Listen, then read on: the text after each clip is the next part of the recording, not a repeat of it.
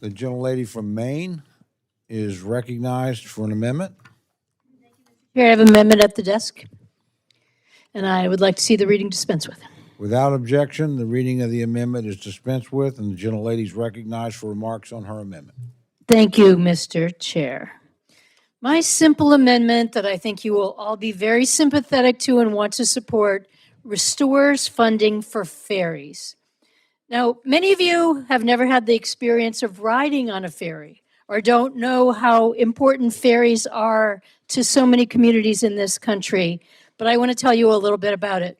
I'm quite sure, and you've probably heard me say this before, I'm the only member of Congress currently serving who has to take a ferry to get home to my home. So when I leave Washington, I get on a flight like all of you do at National Airport and fly to Portland, Maine. Then I get in my car and I drive an hour and a half north to Rockland, Maine. And then if I've made it in time, I get on the ferry to North Haven, which takes about an hour and 10 minutes. And then I'm home. So that is an essential part of my travel every single week. Now, that's not the only ferry in this country, but I thought describing my own experience might help you all to understand how vital this is.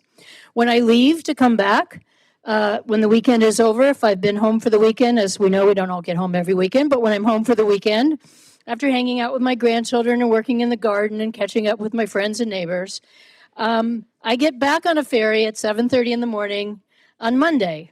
I have to leave my house, make sure I'm not late, find some place to leave my car in town, make sure I didn't leave it in a parking space that will annoy one of my neighbors, get back on the ferry for an hour. And the first thing I do is sit down on the ferry and I have a wonderful conversation with my friends and neighbors because the ferry is our mass transit system. We catch up on how our kids are doing. Sometimes they ask me questions about Washington. Usually they're too polite and they know I don't want to talk about it until I have to get back here. But we talk about, how the lobster fishermen are doing, who's the newest teacher hired in the school, and how things are going in my garden, or do I have enough wood set aside for this winter. So it's a wonderful way that we relate to each other in the community. And I get off, get back in my car, drive back to the airport, do the whole routine all over again. In my community, the ferry is basically the only way you can come and go from the island. If you get sick in the middle of the night, we have a nurse practitioner, but very likely if you need to go to the hospital, the ferry crew will get out of their beds in the middle of the night, they'll load up the ferry, they'll put you in the ambulance, take you back on the ferry for an hour ride and get you to the hospital. It is a vital service.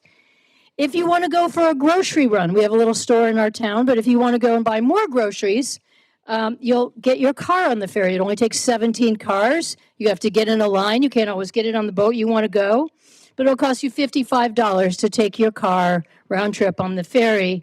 It'll cost you $23 if you're a passenger. So we pay our way, but we also depend on state and federal funds to make this affordable. It is our highway. For all of you, when you want to run an errand or go out to eat, you just get on the highway and go somewhere. We need a ferry. Now, of course, we're not the only ferry system. Maine has 14 year-round islands. They are all served by ferries of one kind or another. We transport about 1 million people every year on ferries to get to our year-round island communities. But nationally, we transport over 90 million ferries. Maine is not the biggest state when it comes to ferries. In fact, the biggest state for ferries is Washington State. And I know we have 2 Washington State members on this committee who depend on ferries in their state as well. New York State is the second most ferry friendly, and Texas is the third. But numerous states around this country, even in the Midwest on the Great Lakes, depend on ferries. There is no good reason to cut this funding. I have a list here, and I won't go through it all, but of all the grants that were received by states around the country, Louisiana, Alaska, New York State, Massachusetts, Maine, of course, New Jersey, so many of them depend on ferry funding. So I'm there for all of you.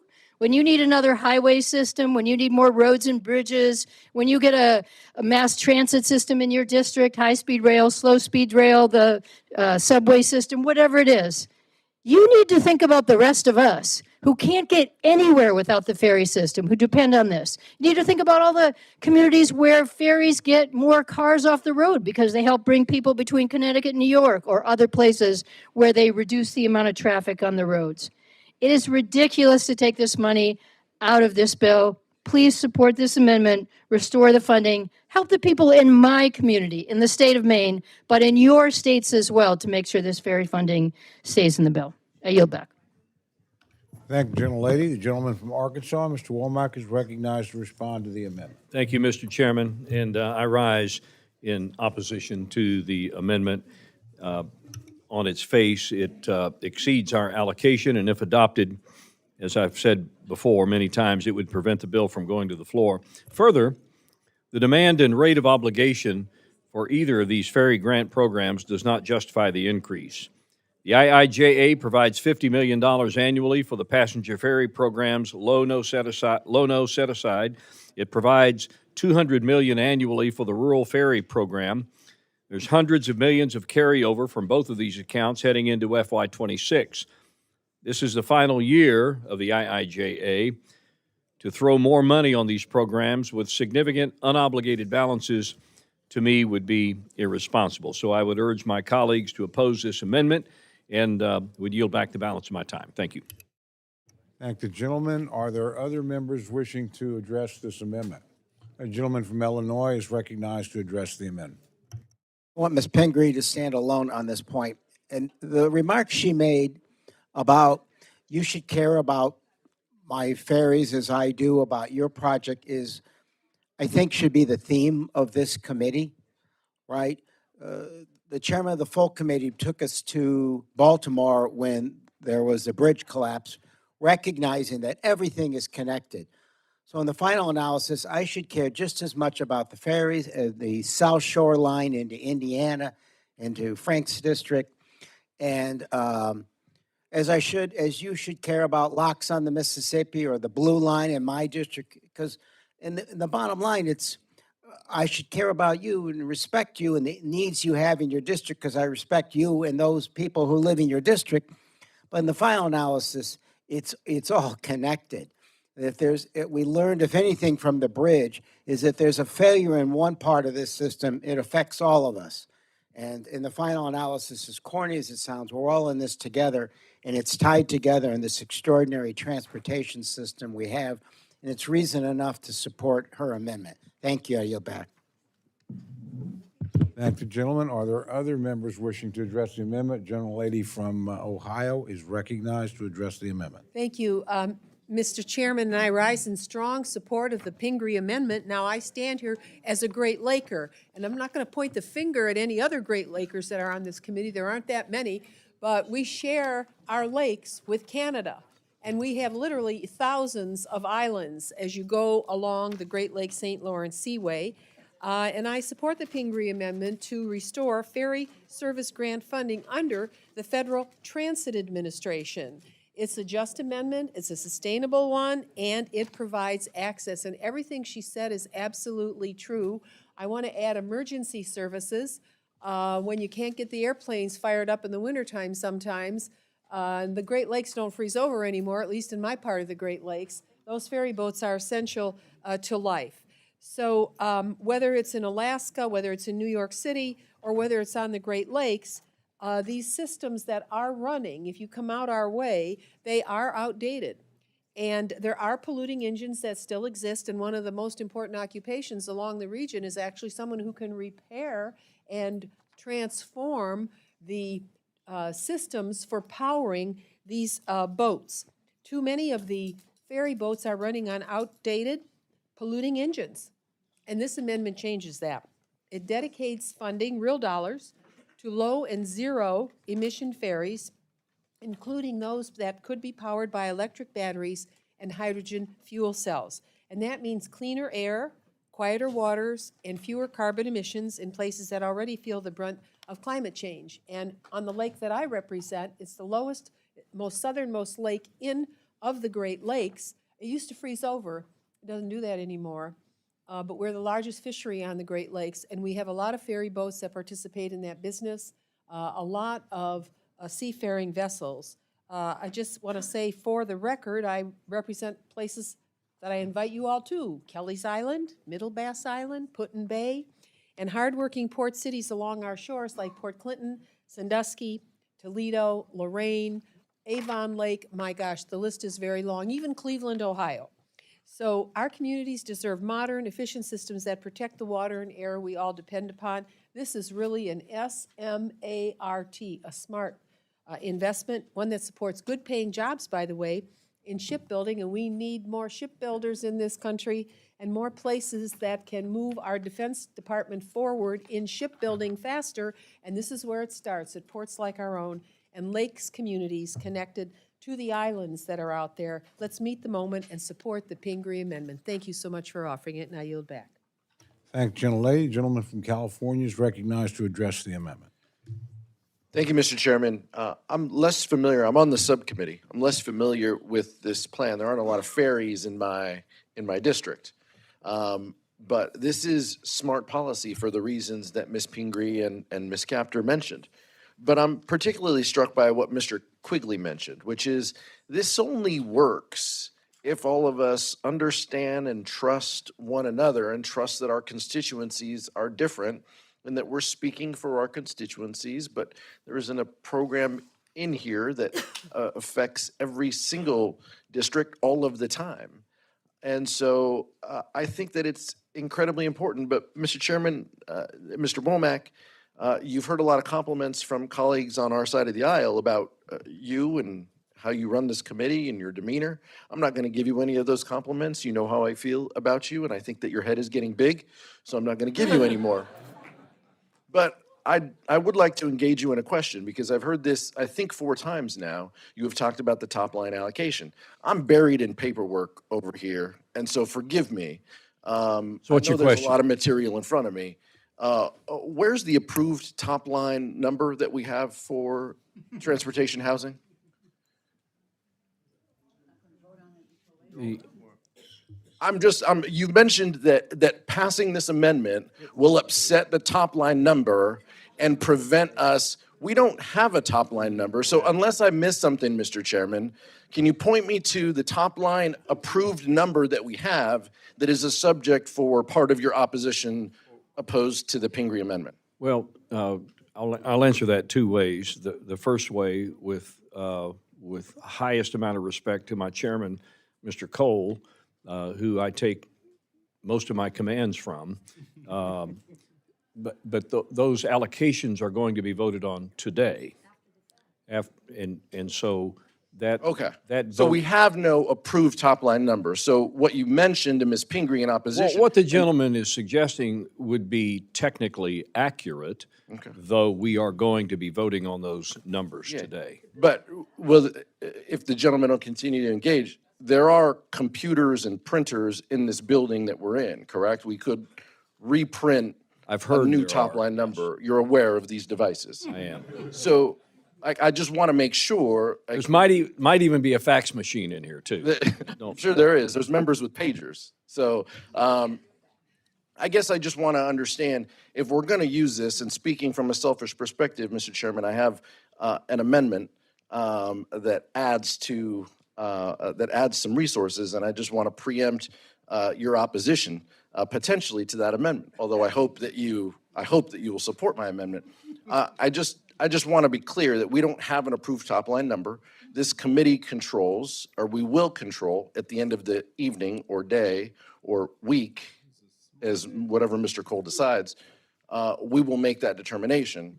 But we could still approve this amendment without violating any rule. I would also suggest, I mean, if we want to pause the hearing to take up 302Bs, I can't speak for the ranking member, but maybe we need to do that. We have debates on the House floor right now with important members of our committee, not here in this room, engaging this debate because they're debating on the floor right now.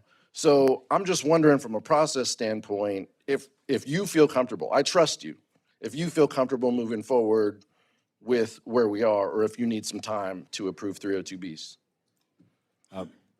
I'm only in charge of the Transportation, Housing, and Urban Development Subcommittee. If you guys need to huddle for a bigger few item, minutes, we're including okay with that. the allocation of 302Bs, I'll trust my chairman to lead us in that direction. Look, I stood up for only one reason, and that is because I love you, Pete, and I thought you were going to say some really, really nice things about me. I know. So but you've got 40 seconds remaining Yeah. in your time, so Yeah. I'll. No, you know, and I'm going to give you 30 seconds back of your life, Mr. Chairman, so I'll yield back. I want to encourage that laudable feeling of giving back time. So, but with that, gentlelady from Pennsylvania is recognized to address the amendment.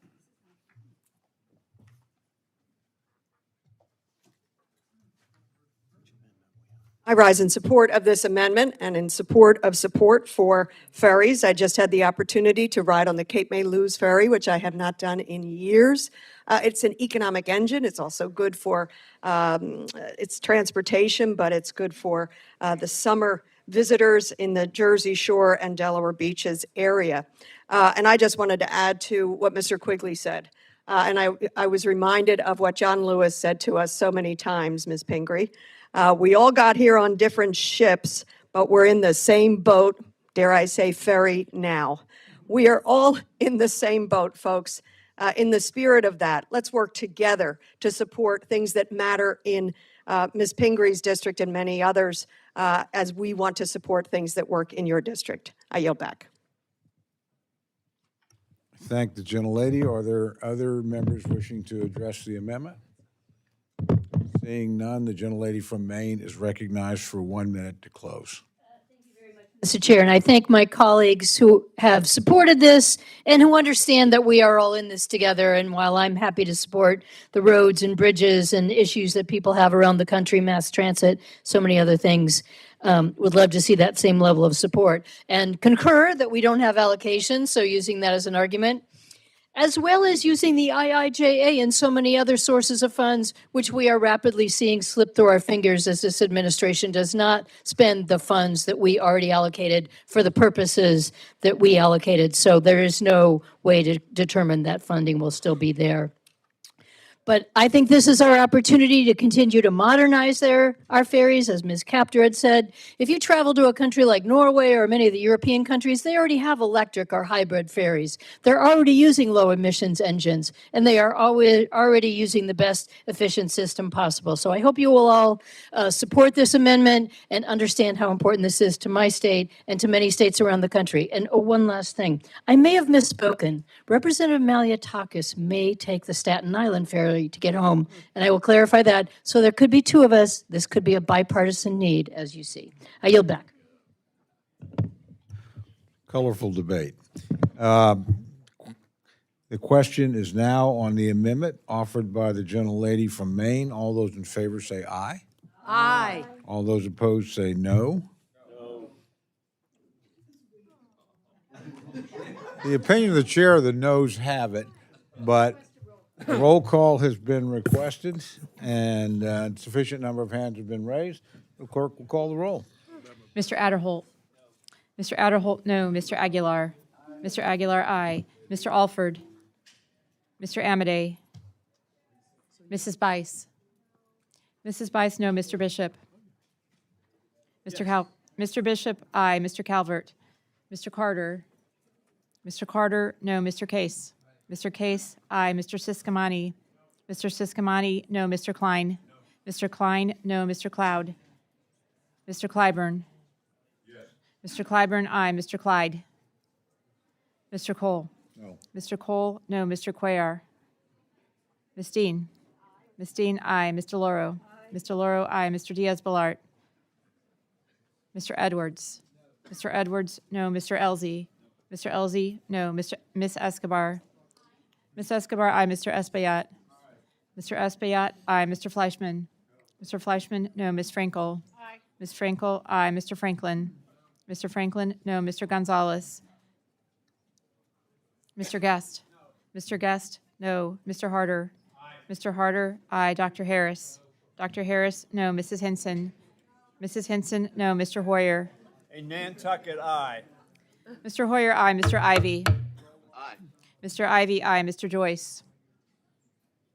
Ms. Capter. Aye. Ms. Capter, aye. Mr. Loloda. No. Mr. Loloda, no. Ms. Lee.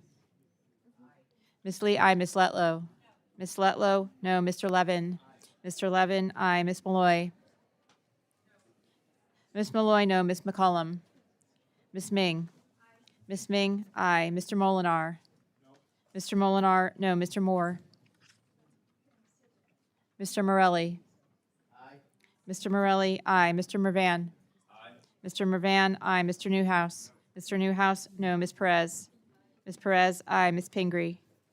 Ms. Pingree, aye. Mr. Pocan? Mr. Pocan, aye. Mr. Quigley? Mr. Quigley, aye. Mr. Rushenthaler? Mr. Rogers? Mr. Rogers, no. Mr. Rutherford? Mr. Rutherford, no. Mr. Simpson? Mr. Simpson, no. Mr. Strong? Mr. Strong, no. Ms. Torres? Aye. Mrs. Torres, aye. Ms. Underwood?